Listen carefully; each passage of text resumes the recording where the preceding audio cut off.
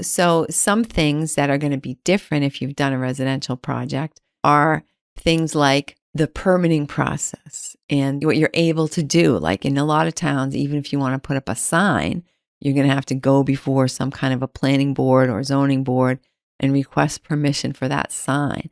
You're going to have to request permission for a lot of things that you might not have to worry about if you were just doing residential.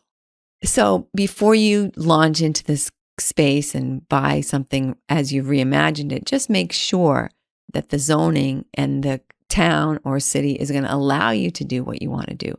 When I first started looking at this space, I looked up the zoning for this building and it basically said it was industrial and that offices were not allowed here. So I thought, well, that's really bad.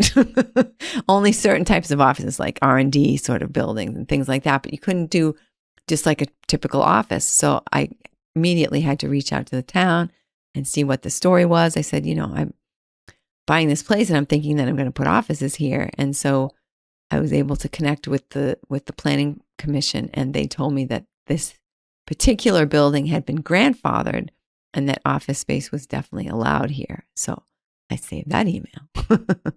But yeah, definitely do your due diligence and make sure that what you think, don't just like, I'm just going to go do this thing and it's going to be fantastic. Even putting a commercial space on the ground floor of your residential space, that's not always allowed. So ordinarily, if you're in a place where you'd even consider that, it's probably because there's other commercial spaces nearby, which most likely means that it's zoned for that. But, if you're thinking that you could create an art gallery or you could create a place where people can come to do retreats or seminars or things like that. I mean, one thing I discovered, I did not know this ahead of time, but one thing I discovered when I bought this place is that there are actually grants available for people who are creating co-working spaces. Those sorts of things, like what is the government inducing people to do? What is the local government, like in your town or area where you're considering?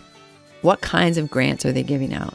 Because that's an excellent way to discover what there is a need for in that community.